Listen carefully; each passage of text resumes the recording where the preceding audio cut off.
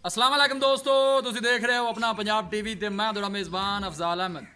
सब तो पहले अपने चैनल को करो सब्सक्राइब ते नाल ही लगी हुई घंटी नूं दबाओ क्योंकि साडी लेटेस्ट और बेहतरीन वीडियो साढ़े दोस्तों तक पहुंचे सब तो पहले। लो जी दोस्तों, अज असीं अपना पंजाब टीवी ते एक बैड सेल की है। साढ़े बहुत ही अच्छे सबसक्राइबर ने आमर भाई कुवैत तो उन्होंने जनाब बैड खरीदी है। बैड की लदाई कराने लगे हैं।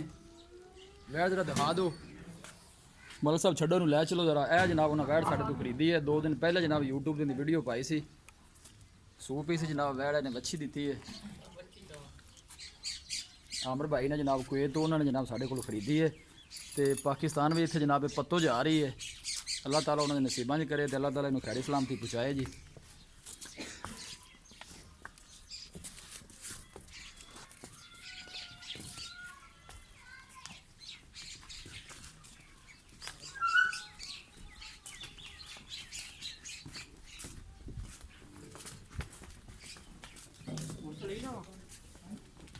वीडियो पसंद आवे लाइक तो शेयर जरूर करना है।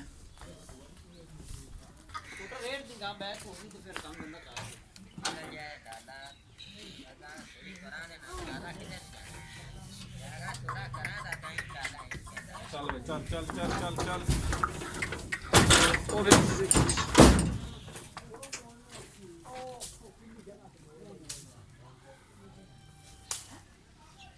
लो जनाब लदाई करा दी थी।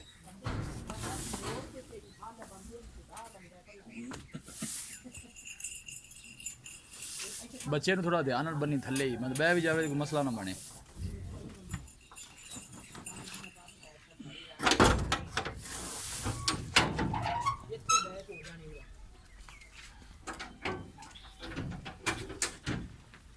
बाबा घर आया जी।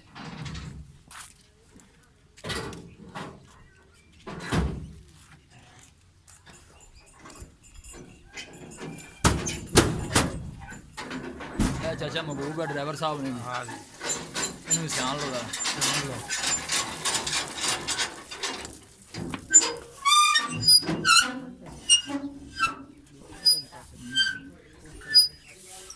वीडियो पसंद आए लाइक तो शेयर जरूर करना है। वीरां की रिक्वेस्ट है सारे चैनल को भी जरूर सब्सक्राइब करना है। मिलांगे एक अच्छी और लाजवाब वीडियो के नाल। अपने मेज़बान अफजाल अहमद दो इजाज़त। अल्लाह ने के बान मेरे सब साइड दो।